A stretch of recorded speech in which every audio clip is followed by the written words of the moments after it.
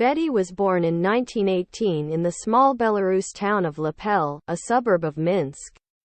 She had a younger sister, Ada. They were very close.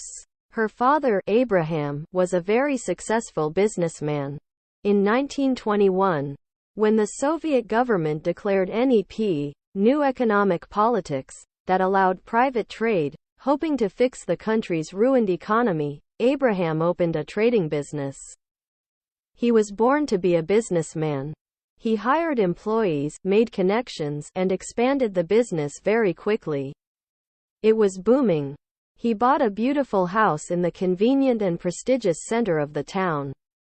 His wife, Sarah, didn't work, and instead took care of the household and their daughters. Betty and Ada lived in prosperity and were well educated, making Abraham very proud.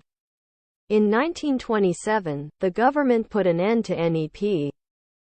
All the businessmen were declared enemies of the state and sent to Siberia. Their businesses and properties were confiscated. Abraham was no exemption. His business and house were taken away and he was sentenced to 10 years in Siberia. Betty and Ada were expelled from school. The mother with children found themselves with no roof, no food, and no means to exist. All the doors were closed to them. Employers didn't want to hire Sarah, and people didn't want them on their premises since they were afraid of the government. In short, they were left to die. Abraham and Sarah had siblings. Most of them refused to help, but some took a risk and let them stay in their houses at night. They were afraid of nosy neighbors. And having 3 extra people in the house was very noticeable.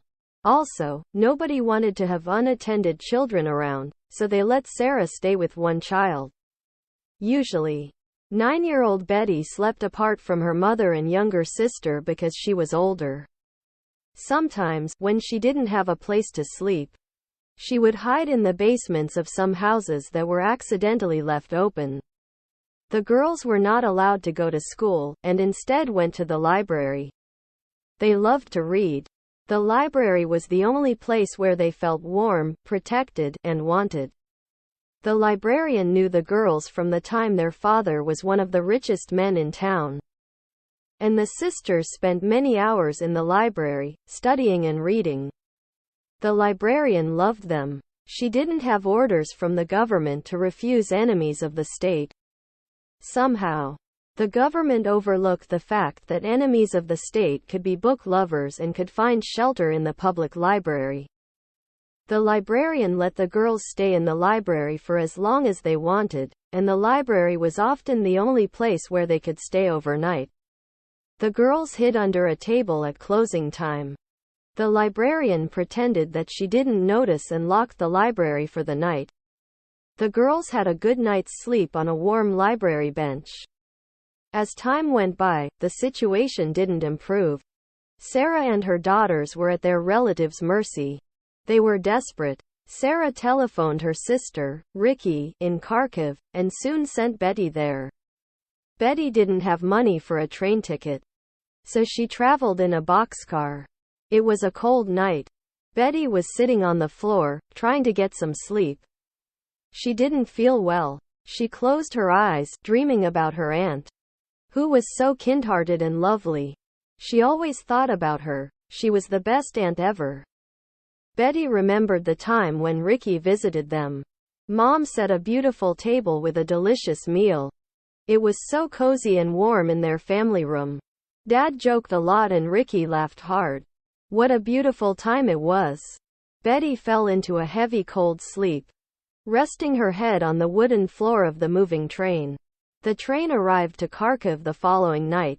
Betty was cold and starving hungry.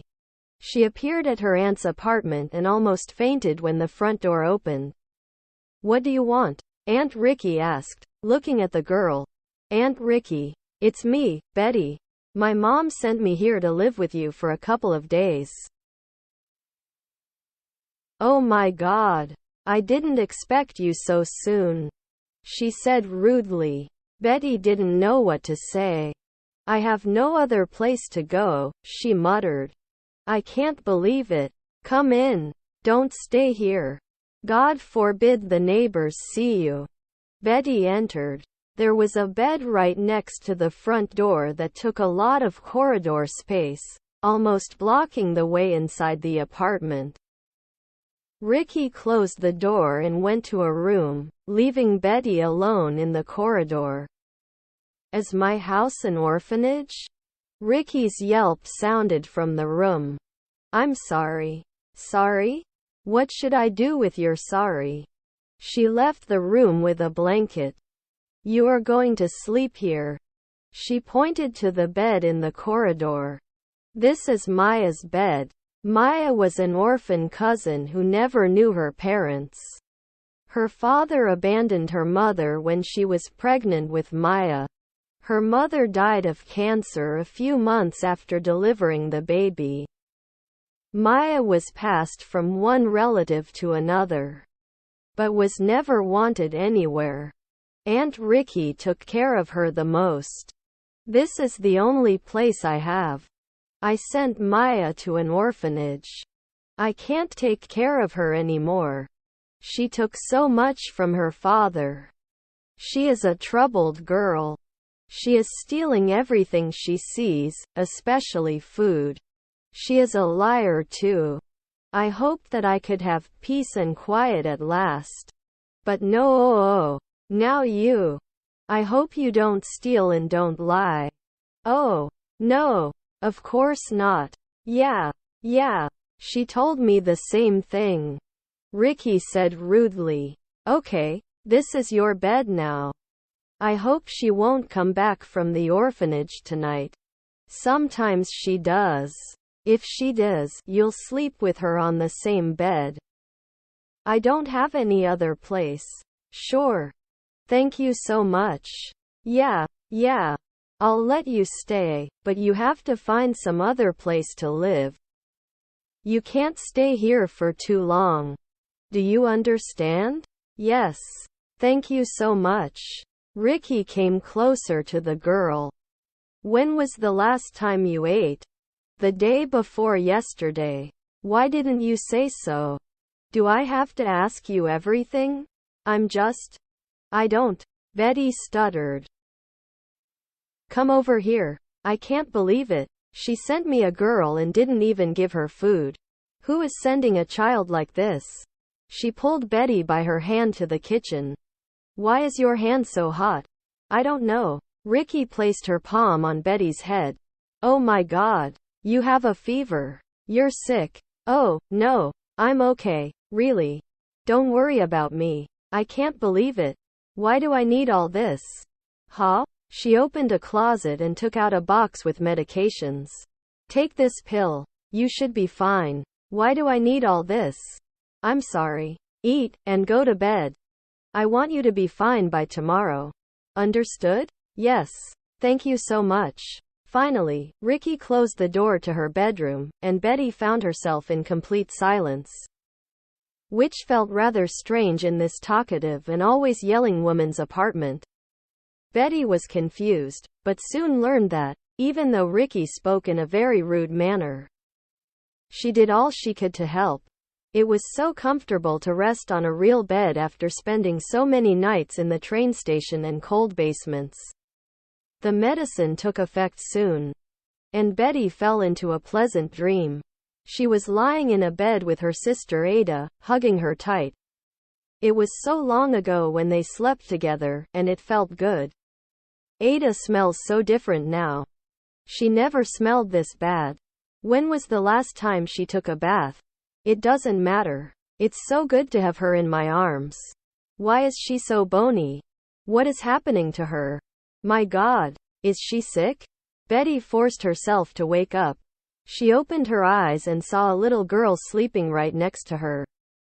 It was Maya. She was dirty and smelly. It looked like her hair was never combed. Her nails were never cut, and her face was never washed. Her skin was so pale and her body was so bony that it felt like she was not alive. Betty's eyes got watery. She hugged the girl tight and fell asleep again. Betty woke up in the morning and didn't find Maya in the bed with her. Some noise was coming from the kitchen, so she went there to check it out. Maya searched through the kitchen cabinets. Hey, Betty whispered. Maya didn't answer and kept looking for food. She found bread, greedily grabbed it, and started to stuff her mouth. She didn't chew, but instead simply swallowed it with incredible speed as she glanced at Betty, afraid that she would take it away from her. I won't tell, Betty whispered again. Maya, do you know who I am? I'm Betty. I'm your cousin. We are like sisters. But Maya didn't reply, being too busy stuffing her mouth with bread. What do you think you are doing? Ricky yelled, storming into the kitchen. She suddenly stopped, looking at Betty. I thought it was you. How are you doing? She placed her palm on Betty's forehead. No fever? I'm okay. Thank you, Aunt Ricky. Maya. You again. Ricky yelled. How dare you? She grabbed the girl. Maya didn't fight, but instead kept stuffing her mouth with the rest of the bread that she stashed into her pocket. Ricky pulled her into the bathroom. You'll get sick again. How many times do I have to tell you to wash your hands? She kept yelling at the girl for another 10 minutes, bathing her. Then, Maya walked out of the bathroom all clean, wrapped in a towel. Her hair was wet and long, not messy anymore, and her cheeks were pink. But still she looked very ill because her hands and legs were very thin, like sticks. Ricky pulled her into the bedroom. You wear the towel until your clothes dry out. Betty, come over here, she called. Betty stepped into the bedroom. To her surprise, there was an old man lying on a bed. He looked at her with his eyes wide open. Maya was sitting on the bed right next to him, wrapped in a bath towel. Good morning, Betty greeted the man. He doesn't talk. He had a stroke, Ricky said. Sit with her, until I prepare breakfast. Don't let her go down.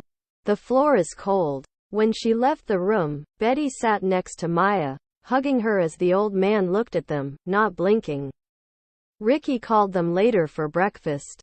She was unusually quiet and her eyes were red, like she had been crying. Aunt Ricky, it's going to be okay. I'll help you all I can, Betty said.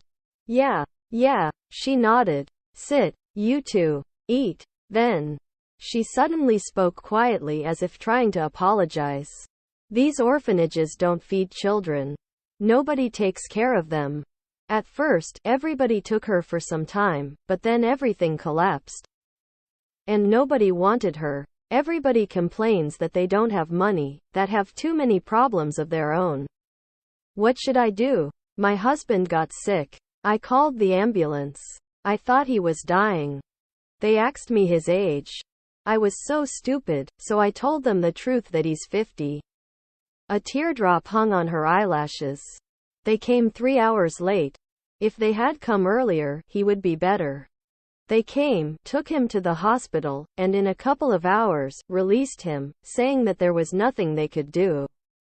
That was 2 months ago. He can move his head a little and eat. But he doesn't talk and can't control his bladder. I have a lot of laundry to do. Usually, there is no hot water, and my washing machine broke. I have no money to fix it. He is a big man. It's very hard to wash him. It's a nightmare. I have to work, so I come home from work very late at night. And he is lying there alone the entire day. I have to clean, massage, and feed him. Heat the water, and do the laundry. It's not a good environment for the girl. I couldn't take care of her anymore. Our relatives don't want her. I sent her to an orphanage, but she ran away.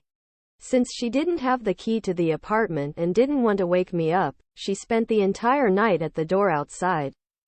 I found her in the morning when I was leaving for work. I gave her a key in case she wanted to come sometimes. It's hard to have her. She is growing up and needs attention and things that I can't give her. Also, the orphanage kids taught her how to steal. I didn't know that she had stolen my things, and called the police. I thought that a burglar had broken into my apartment. They found out that it was her and took her away to a correction school, where she learned how to not get caught. If only I knew it was her, I would never have called the police. Now, I can't fix the damage they did to her. I know that she was not a bad girl.